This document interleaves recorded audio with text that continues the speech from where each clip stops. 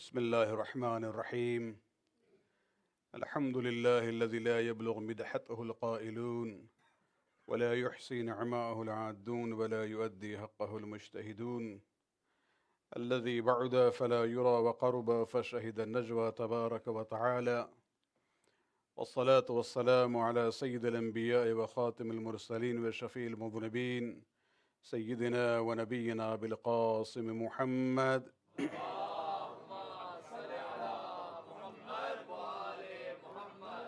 وعلى أهل بيته الطيبين الطاهرين المعصومين واللعنة الدائمة الباقية لأعدائهم من الآن إلى قيام يوم الدين. أما بعد، فقد قال الله سبحانه وتعالى في كتابه الكريم: إنما يتقبل الله من المتقين. صلوات.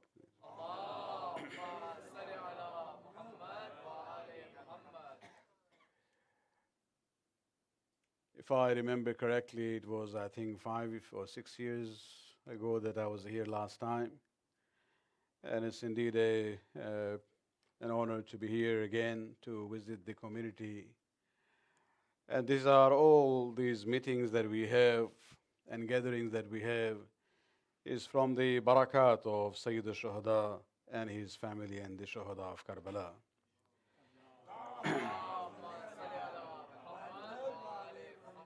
We just concluded the Azah of the first part of the Muharaam month.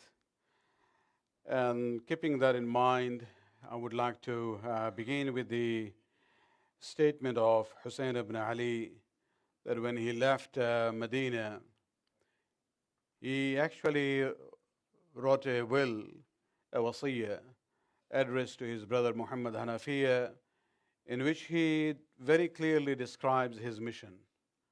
What was the purpose that he, stood up against Yazid? And it's a very important document, but I would just like to go to the one sentence from there where he says, إِنَّمَا خَرَجْتُ لِطَلَبِ الْإِصْلَاحِ فِي أُمَّةِ جَدِّي. He says, I have risen only for one reason.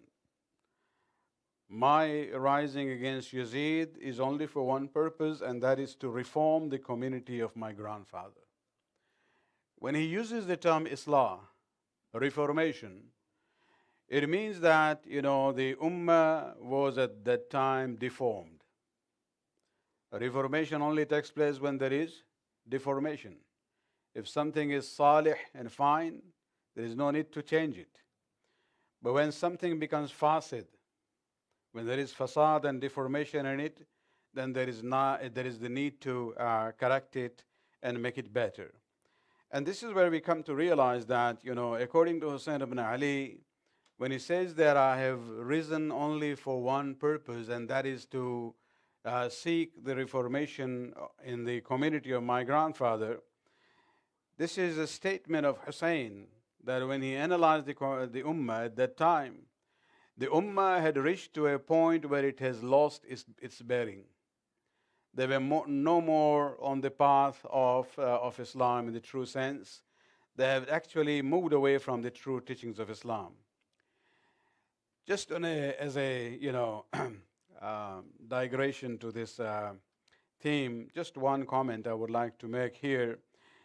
Keeping in mind the debate going on, especially among the intellectuals among Iranian intellectuals these days, it's important to see how Hussein ibn Ali looked at the issue of Islah and reformation. Hussein actually talks about not reforming Islam. He talks about reforming the Ummah. And these are two different things. So any attempt to try to change Islam in order to conform to the modern liberal secular ideology is not really Islam in that sense. Hussein says that it is the Ummah which needs to be reformed and brought back to the line according to the true teachings of Islam.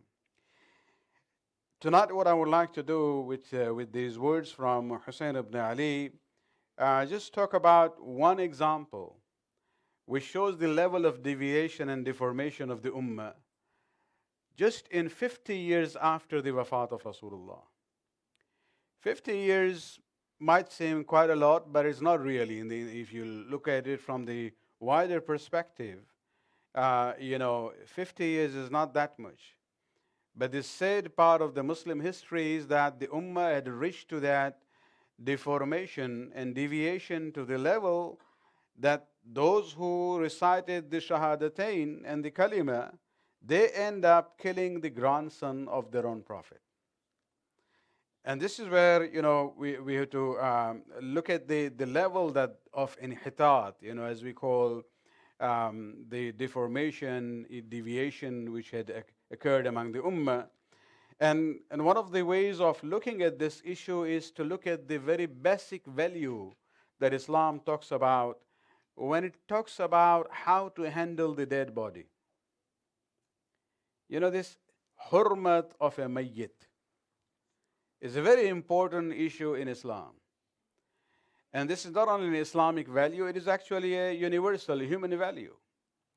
That even when it comes to the dead body of those who are your enemies, there are certain protocols. Now, also, of course, we have Geneva Convention, issue of, how when opposite armies, when fight one another, there is duty of the army which was victorious not only to bury their own people, but also to bury the dead of those whom they defeated.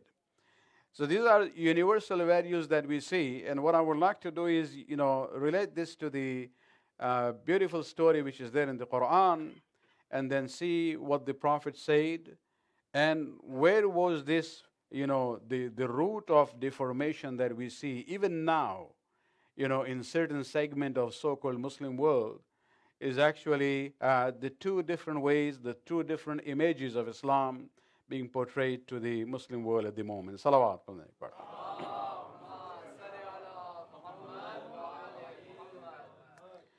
I would like to go to the story which is in Surah Ma'idah, which is Surah number 5 of the Quran, ayat number 27 to 31.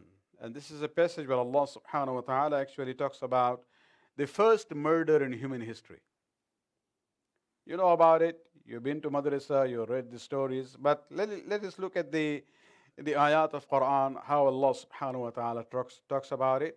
So Surah Ma'idah, which is the 5th chapter, ayat 27 to 31, where he begins by talking the story, and he says, وَاتْلُ عَلَيْهِمْ نَبَعَ ابْنَ آدَمْ بِالْحَقِّ. That O Nabi, narrate to them the story of the sons of Adam on the basis of truth. The true narration of the story. Not the way we see it, sometimes, the corrupted version in the Bible, for example, where it goes on to say, وَإِذْ قَرَّبَ قُرْبَانًا. Both sons of Adam, Habil and Qabil, they basically decided to offer a sacrifice, qurbani as we call it, in order to basically please Allah subhanahu wa ta'ala. And so what happened? فَتُقَبَّلُ مِنْ عَهْدِهِمَا وَلَمْ يُتَقَبَّلْ مِنَ الْآخَرِ. Allah subhanahu wa ta'ala accepted the sacrifice made by Habil, and he didn't accept the one made by Qabil. And this is where you see that it's really the issue was that, Habil actually offered a sheep or a lamb, which was the best of his possessions. Whereas Qabil just, gathered some dry grass, and he said, this is the qurbani, for pleasing you, which was not really something worthwhile. And this is what Allah subhanahu wa ta'ala says, I accepted from Habil but rejected from Qabil. And what happens now? Because of that, rejection in the heart of Qabil, now there is this sense of jealousy and hasad starts towards his brother Habil. Overcome with jealousy, what does he do? قَالَ لَأَقْتُلَنَّكَ. That I'll surely kill you. Sometimes, hasad can be very, very, powerful. It can take a person to that level of even killing the other person. And the response of Habil is very important here, where he says, قَالَ إِنَّمَا يَتَقَبَّلُ اللَّهُ مِنَ الْمُتَّقِينَ. Habil says to his brother Qabil that, it's not my fault. If Allah rejected yours and accepted my qurbani, my sacrifice, and not yours, it's not because of anything I did. إنما يتقبل الله من المتقين, because Allah subhanahu wa ta'ala has a criteria. And He accepts good deeds from the people who do it out of righteousness. Taqwa is the basis of the acceptance of good deeds by Allah subhanahu wa ta'ala. And this is, we can go into this detail, but I'll slightly digress from the story and use this ayah to explain something more, a very important message, that when Habil quotes these words, and Allah subhanahu wa ta'ala quotes that in the Quran, إِنَّمَا يَتَقَبَّلُ اللَّهُ مِنَ الْمُتَّقِينَ, that verily Allah accepts good deeds only from those who are muttaqeen. What this means is that in the eyes of Allah subhanahu wa ta'ala, good deeds are not necessarily by themselves have value in His eyes. Value which will have implications in the akhirah. Yes, in dunya, yes. Allah subhanahu wa ta'ala is not going to waste the good deeds of people. But whether it has the value which can benefit the doer in the akhirah, this is what Allah subhanahu wa ta'ala says, taqwa is an important point. This is where it becomes very clear from the Islamic point of view.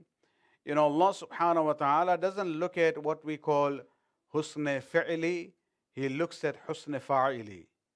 He doesn't look at the goodness of the deed itself, He looks at the intention of the doer. It is the niyyat, the way we are told, إِنَّمَا الْأَعْمَالُ بِالنِّيَّاتِ, a very famous hadith of the Prophet. The value of good deeds comes from the intention of the individual. So somebody might do a good deed, but it is not to please Allah subhanahu wa ta'ala, maybe just to become famous. It might be a good deed by itself, but Allah subhanahu wa ta'ala is not necessarily going to reward that person because his motivation was to gain fame. And that will be given to him in this dunya. But in the akhirah, no. That is where righteousness becomes a very important, element. And so, Habil, in response to his brother Qabil, after saying that, it is not my fault, Allah subhanahu wa ta'ala has a standard, إِنَّمَا يَتَقَبَّلُ اللَّهُ مِنَ الْمُتَّقِينَ. Then he goes in to say, لَإِن بَسَطْتَ إِلَيَّ يَدَكَ لِتَقْتُلَنِي مَا أَنَا بِبَاسِطٍ يَدَيْ إِلَيْكَ لِأَقْتُلُكَ. If you stretch your hand towards me in order to kill me, I will not stretch out my hand to kill you. A righteous person sometimes gets into a very disadvantaged situation because of ethical values. There are things people will do where a person tied by ethical and moral values, his hands would be tied. And this is where he says, although I know you have this intention, you might do that to me, but I will not stretch my hands towards you to kill you. Why? Because inni akhafu Allah Rabbal Alameen. It is the issue of taqwa. I fear Allah, who is the Lord of the universe. Because by killing you, then I will become on the same level as you.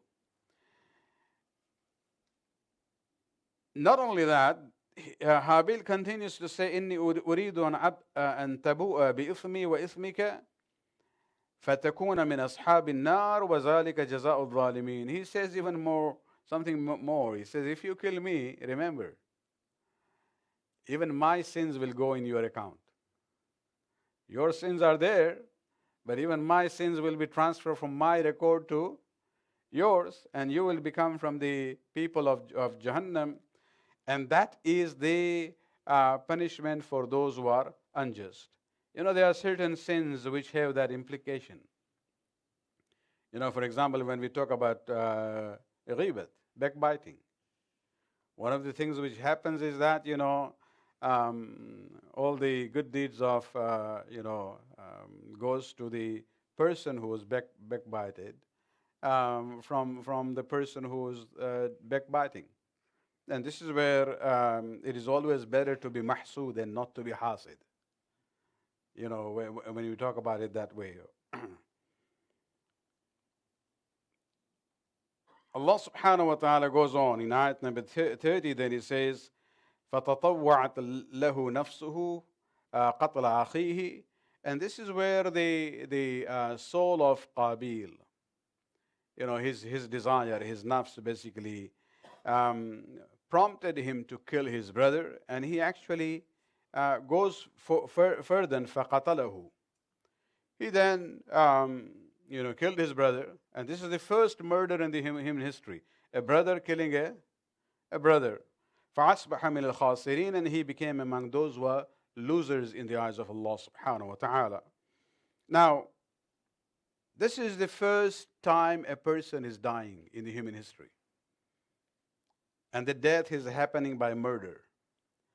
Qabil now doesn't know what to do with his brother's body. And he saw that, the animals started, coming closer. Vultures started coming closer.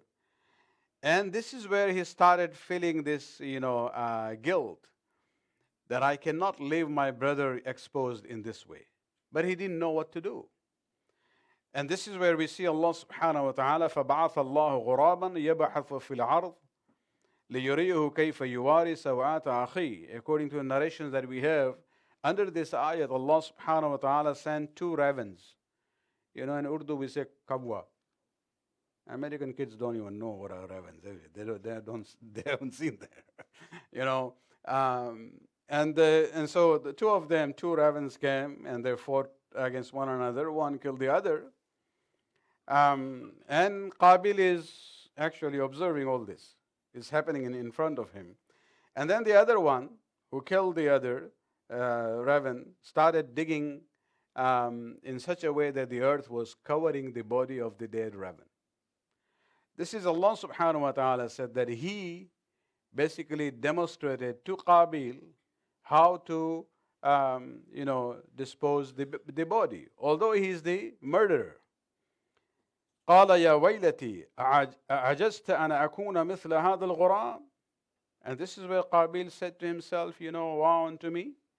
Am I not able to, do what this raven has done? فأواري سوعات أخي. And this is where, so that I can, conceal the body of my brother by the earth. فأصبح من النادمين. And this is where he became, ashamed of what he had done.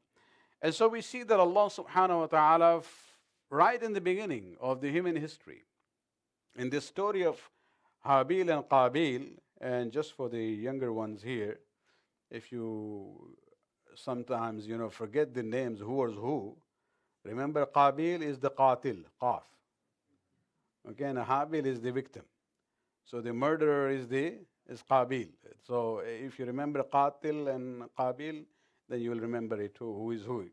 And so in this story, we see that Allah subhanahu wa ta'ala, right in the beginning, showed that when a person dies, whether he is dead because of natural causes or he is killed, the way of disposing the human body is to bury the person. And this is where we don't have this system of cremation in Islam. You don't want to send somebody to Jahannam before Jahannam and burn them. Unfortunately, many Muslims these days do not even understand these rulings. And sometimes we get situations in certain communities in North America. They say, what do we do? The family is saying that the deceased, who is a Muslim, they have done everything for him, namaz, janazah and everything. Now they're saying, we'll not take him for burial because he made the will that he wants to be cremated. And this is where we have to realize, there are certain rules, and Allah subhanahu wa ta'ala from very beginning talks about this issue of what is known as, respect and hurmat for the dead body. It has to be handled in a proper manner, and there are procedures that we have to follow as far as the washing and the shrouding of the body, and eventually, the prayers and the burial is concerned. Salawat.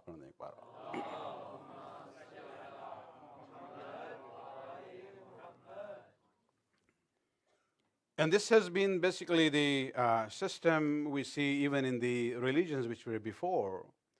Of course, not all of them have maintained the same teachings of the Anbiya who came in the past. But even in Islam, this has been emphasized very clearly. And especially when it comes to the issue of hurmat of the dead body. And we see one incident which is very prominent in the Islamic history. In the second battle of the Muslims against the Mushrikeen of Mecca. This is the battle of Uhud. The first one was Badr, and then the second one, and this is the first one, the Muslims were able to defeat the Mushrikeen, although they were outnumbered more than double of the numbers there. And the Mushrikeen of Mecca had this anger and they wanted to take revenge. This is where they planned the second attack, which they came all the way to the mountain of Uhud, which is near Medina. And so even locations of these battles are very important, that it's not the Muslims who went after them. It was the Mushrikeen who came far away from Mecca, closer to Medina. And this time, again, the Muslims were able to, become victorious initially, because the Prophet, according to his own wisdom, had stationed the Muslim forces in such a way that on the backside he kept the mountain of Uhud as a protection from the back, so there will be no chance of the enemy attacking them. But there was a valley in between, a passage between in the mountain from which the enemy could attack them. Therefore, the Prophet actually stationed about 50 archmen under one commander. And they were told just to sit on the higher grounds on the mountain, um, keeping watch on that passage that the enemy doesn't come from behind to attack them. And they were given very clear instructions that whether your Muslim brothers on the battlefield are being killed or they become defeated or they become victorious, under no circumstances are you allowed to abandon your position. And so Muslims, initially with their spirit and the enthusiasm that they had, they were able to force the army of Mushrikeen of Mecca to retreat, and they were defeated and they were fleeing away actually. But there was one segment of the Kuffar and Mushrikeen, the cavalry force under Khalid bin Walid, which had not taken part in that battle at that time. They were still far away, observing the scene on the battleground. And what Khalid bin Walid noticed, that as soon as the Muslims became victorious, and they started, gathering what is known as the war booty, whatever the Mushrikeen of Mecca had left behind and running away, these fellows sitting on the mountaintop, the 50 archmen, who were told not to abandon their position under any circumstances, they became greedy. They said, if we don't go now and get our share, we might be deprived. And this is where the greed comes in. And they started leaving their position against the command of the commander, who was saying, don't do this. But majority of them abandoned their positions. This is where Khalid bin Walid realized that there is an opening. And he comes from behind, killed the remaining archers who were there, and his cavalry force were able to come and attack the Muslims from the back in a very surprise attack. And this is where they were not even ready. They thought the battle has ended. And this is where those mushrikeen who were fleeing and running away started coming back. They realized, okay, things have changed here. So now the Muslims are caught from both sides. And this is where the victory changed into defeat for the Muslims because of the disobedience of the archmen sitting on the mountaintop at that time. And in that, last, consequences of that, many of the Muslims were killed. And one of those who was killed was the uncle of the Prophet, Hamza, Sayyid al-Shuhada. He was given this title as Sayyid al-Shuhada, although many others had died even in Badr before that. And this is where in Uhud also more had been killed.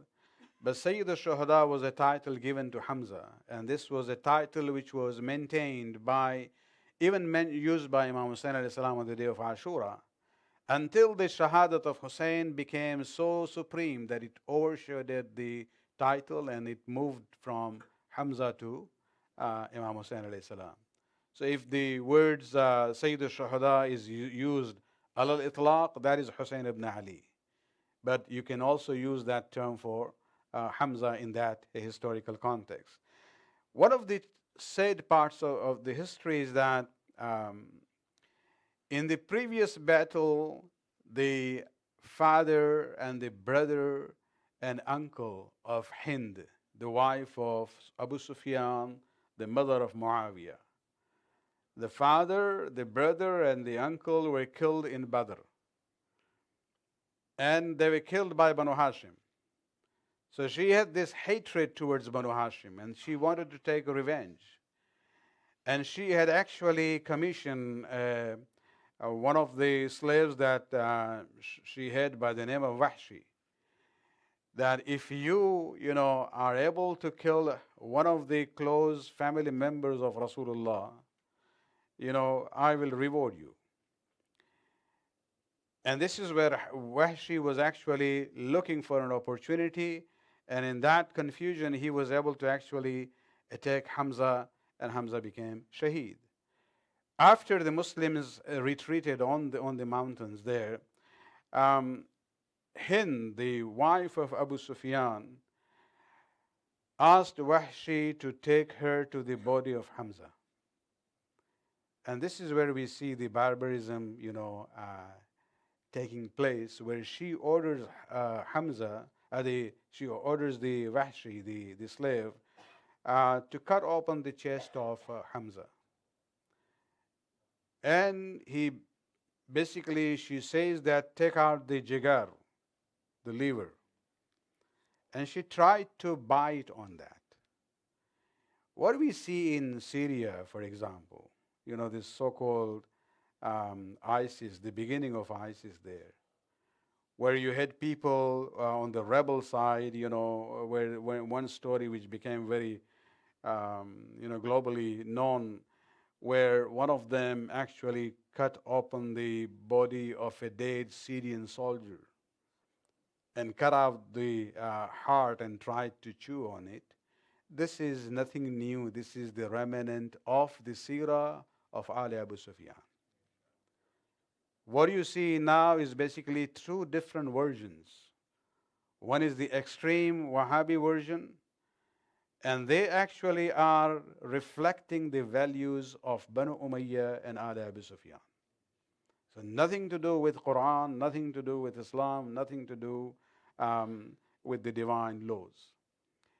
And the Prophet was actually, Hamza was the Prophet's uncle. But as far as their age is concerned, they were almost on the same age. So although they were like uncle and nephew, but they were more, like friends. And the Prophet had a lot of, support from Hamza in this mission of Islam. And when Hind, the mother of Muawiyah, the grandmother of Yazid, I'm mentioning these names so we know the history and the connection of the values. The evil values, how they continued, and how the Islamic values were on the other side. When the Prophet wanted to go and see because he wanted to know what happened to my uncle. And the companions actually had put a covering on his body, because they realized the Prophet will not be able to, bear the pain of what has happened. And he insisted, he said, I would like to see. And they opened. And probably it's only after seeing the mutilated body of Hamza that the Prophet basically made a law in Islam where he says, Iyakum wal mufla, that I forbid you to mutilate any body, walau bil kalb al aqur, even if it is the body of a rabid dog. The Prophet could not have said this in a more stronger, wordings. He says, mutilation of a dead body is haram in Islam, even if it is a body of a rabid dog. And this is something which has stayed in the Islamic values. This is in line with what we see in this story of, Habil and Qabil. And this is what Allah subhanahu wa ta'ala is saying, that dead body has its own sanctity. And that's why sometimes you see, our mujtahideen and our maraji, they have some difference of opinion on this issue of organ transplantation, organ donation. There are certain issues which actually dictates their views on this issue. Because the issue of hurmat of a mayyit is very, very important. And so in some cases, they compare with the other issues and they say, okay, what is here, more important than the other? Al-aham wal-muhim comes in. But there are many, many mujtahideen who actually find it very difficult, to allow any action which might be considered to be similar to mutilation of a dead body. And so we have to realize, these are not just simple issues that, one mujtahid feels okay about it, other says no. There are certain, underlying values that they have and which sometimes they are restrained by them. And so this hurmat of a mayyit is something very important. And this is something which continued in the seerah of the Ahlul Bayt. If you look at the shahadat of Amir al-Mu'mineen,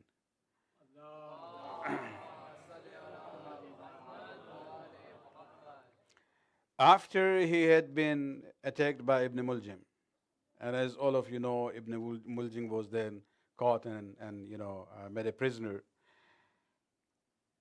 And before the shahadat of Amir al-Mu'mineen, there is a very famous wasiyat, will that he made, which is in Nahl al-Balagha.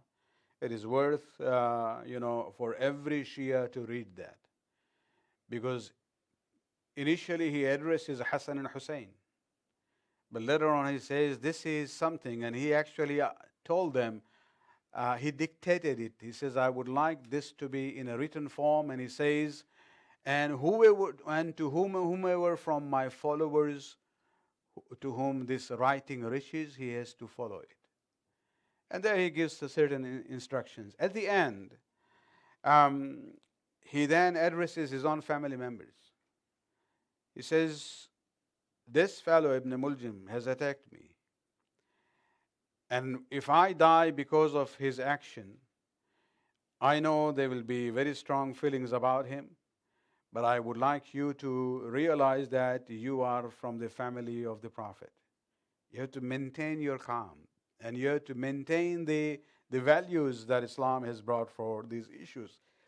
He says, أَلَا وَلَا تَقْتُلَنَّ بِي إِلَّا قَاتِلِي.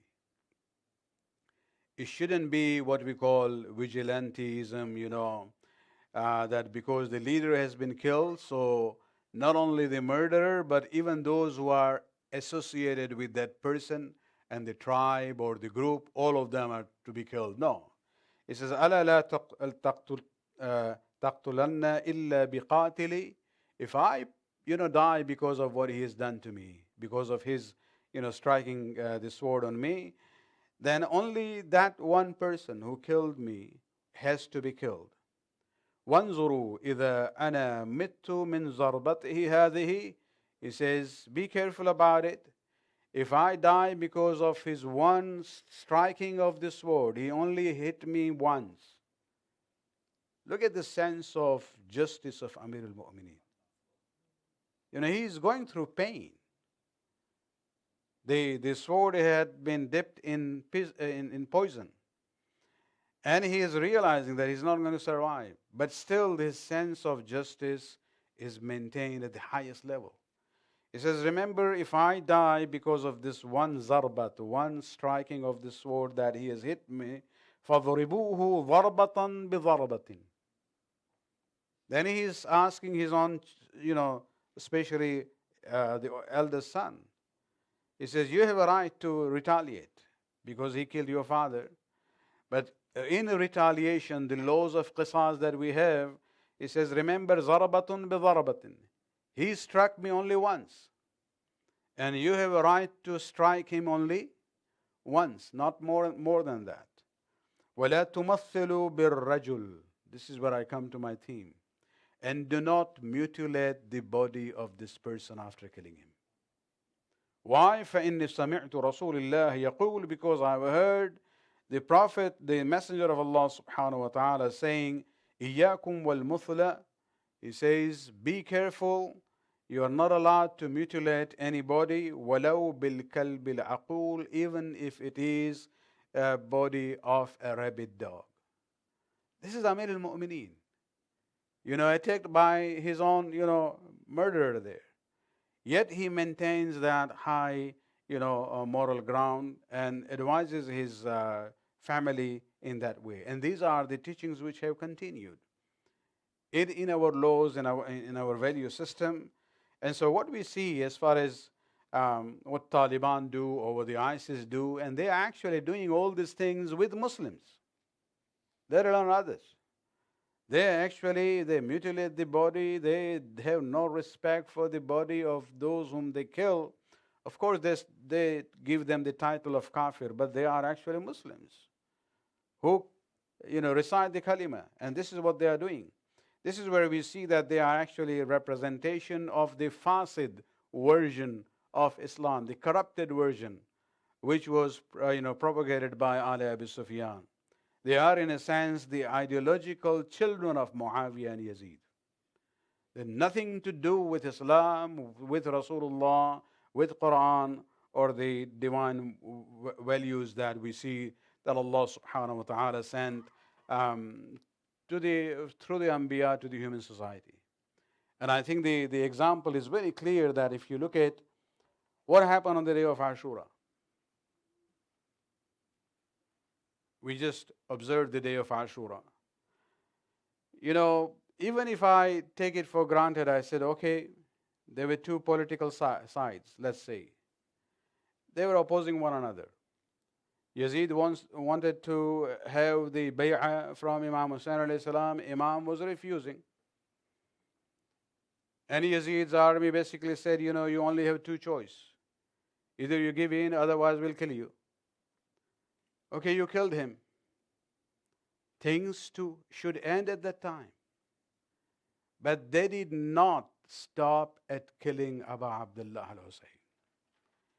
Even though he made it very clear in his last khutbah that he gave as what we call itmam-e-hujjat, as a way of, final argument that these people on the day of Qiyamah will not be able to say, we didn't know who was he. What does he say? He says on that day, he says, Alastu ibn bint nabiyyakum? Am I not the son of the daughter of your prophet? And then he relates himself. Am I not the son of Hamza, Sayyid al-Shuhada? In a sense, isn't he my uncle? In Arab society, the father's uncle is also your uncle. Alaysa Hamza, Sayyid al-Shuhada, ammi? Alaysa Ja'far al-Tayyar, ammi? Is not Ja'far al-Tayyar my uncle? But it's amazing that Hussein ibn Ali in that khutbah introduced himself through his mother Fatima. Even talks about Hamza and Ja'far, but he didn't mention the name of Ali. You know why? Not because Hussein didn't love his brother, his father. He named his whole three sons as Ali, Ali, Ali. He knew that the people in front of me have hatred and bughz of Ali. And therefore, he doesn't even talk about the name of Ali. He says, you recite the kalima of my grandfather. Don't you know that I am the son of the daughter of your Rasul? And yet what happens? And this is what I'm saying. You had this disagreement with him. He didn't give in to what you were asking, and he decided to, stand up. You fought against him and you killed him. That should have been the end of the story. But what did they do? When Hussein ibn Ali went for what is known as the last farewell with his family, when he goes into the khayma of Ahl Haram, and he asked Zainab that the box that we have brought from Medina, which has my clothing in it, take out the most oldest of them, the most humble of my clothing, my shirt, my thobe. I would like to wear it inside, so that when they try to come and take things from my body, they will let that be there because it is very old, very worn up. This was the thinking of Hussein ibn Ali as somebody who was actually, the symbol of taharat and purity and haya and modesty for us. But what happens? After he is killed, they do not just kill him and leave him alone. They came and they took everything from him. One Mal'oon actually looked at the ring of Abu Abdullah al-Hussein.